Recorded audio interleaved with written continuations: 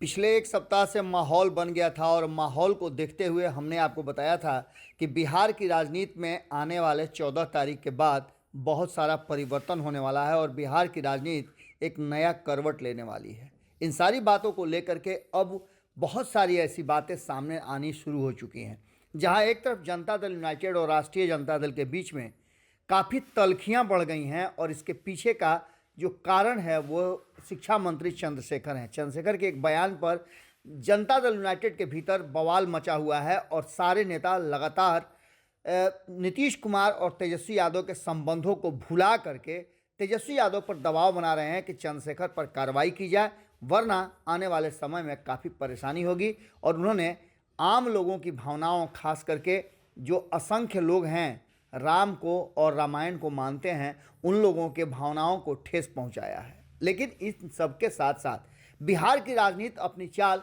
बहुत तेज़ी से चल रही है।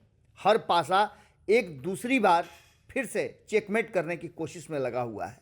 इसी कड़ी में सबसे पहला नाम उपेंद्र कुशवाहा का है और उपेंद्र कुशवाहा जनता दल यूनाइटेड में तो हैं, कहते हैं कि बड़े मनोयोग और पूरे समर्पण के साथ जनता दल यूनाइटेड में हैं।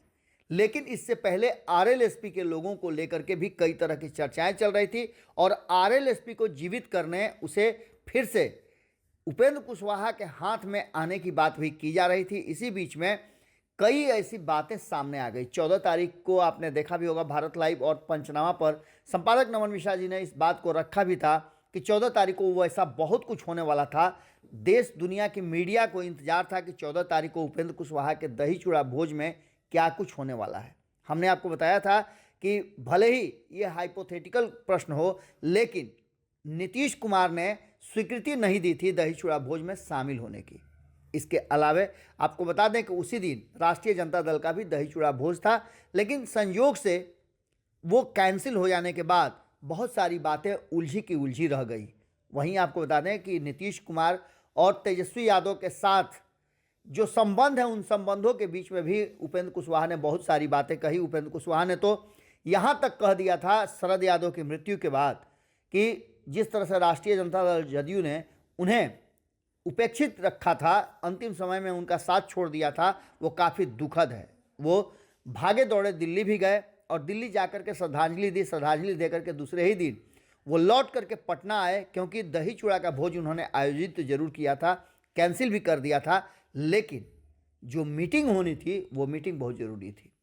आपको बता दें कि उपेंद्र कुशवाहा जब पटना पहुंचे और पत्रकारों ने उन्हें घेरा तो उन्होंने कई ऐसी बातें कह दी जो साफ बता रहा था कि जनता दल यूनाइटेड के साथ उनके संबंधों की इतिश्री हो गई है।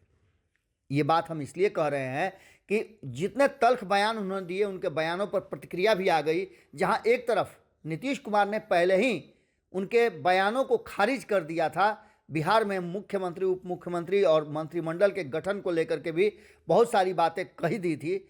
वहीं आपको बताएं कि ललन सिंह, जो कि पार्टी के राष्ट्रीय अध्यक्ष हैं और जिनका आज के समय में बहुत ज़्यादा आधार के साथ साथ कहा जाए तो उनकी बातों को ब्रह्म लकीर मानी जाती है, उन्होंने भी साफ तरीके से कह दिया कि ऐसी बातों का कोई महत्व नहीं है। हालांकि उन्होंने उपेंद्र कुशवाहा पर ज़्यादा बोलने से इनकार किया, लेकिन इस बीच हम आपको बता रहे हैं कि उपेंद्र कुशवाहा के निर्देश पर फिर से एक बार जो मीटिंग 13 तारीख को होनी थी उसे कैंसिल कर दिया गया था कि दही चूड़ा के दिन कौन सा अंतिम फैसला लेने वाले हैं उपेंद्र कुशवाहा, वो 14 तारीख को आहूत की गई, क्योंकि 13 तारीख को बहुत सारे लोग बिहार के अलग अलग हिस्सों से मीटिंग के लिए निकल पड़े थे और ये मीटिंग शाम के समय रखी गई थी, जिसमें यह अंतिम फैसला लेना था कि उपेंद्र कुशवाहा के पुराने साथी क्या निर्णय लेते हैं। आपको बता दें कि जब 14 तारीख के रात में शाम में ये मीटिंग आहूत हुई तो मैंने कई ऐसे नेता हैं जिनको फ़ोन लगा करके बात करने की कोशिश की, जिन लोगों को उस मीटिंग में शामिल होना था। उनमें से किसी ने भी फ़ोन नहीं उठाया। शायद उन्हें लग रहा था कि कुछ उनके मुंह से निकल जाएगा, लेकिन आपको बता दें कि सब कुछ तय हो गया है। कहीं ना कहीं खेला शुरू हो गया है और उपेंद्र कुशवाहा ने अपने लिए नई राह चुन ली है। रातों रात उन्हें उनके साथियों ने निर्देश और छूट दे दी है कि वो जो भी फैसला लेंगे वो उनके साथ है। आपको याद होगा एक बार आरएलएसपी के विलय के फैसले को लेकर के हमने सवाल खड़े किए थे और उनके साथियों ने भी बताया था कि यह फैसला उपेंद्र कुशवाहा का था, जिसको हमने बिना शर्त सहमति दे दी थी और अंत समय तक हमें नहीं पता था कि विलय होने वाला है।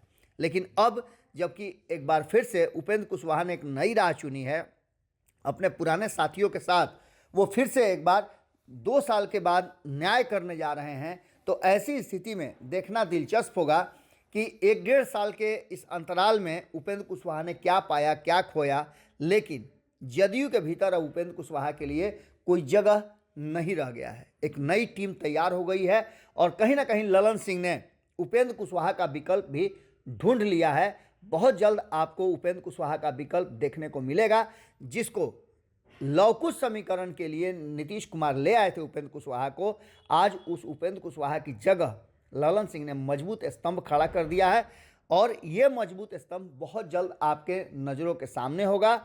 इतना ही नहीं, नीतीश कुमार भी विकल्प को देख करके काफ़ी संतुष्ट हैं, इसलिए उपेंद्र कुशवाहा के जाने और रहने से कोई असर नहीं पड़ने वाला है। वहीं दूसरी तरफ उपेंद्र कुशवाहा ने नई राह चुन ली है और उनके साथियों ने भी, पुराने साथियों ने उन्हें इस बात के लिए हाँ बोल करके सहमति दे दी है। जुड़े रहिए भारत लाइव के साथ, अगली खबर में जल्दी ही मुलाकात होती है।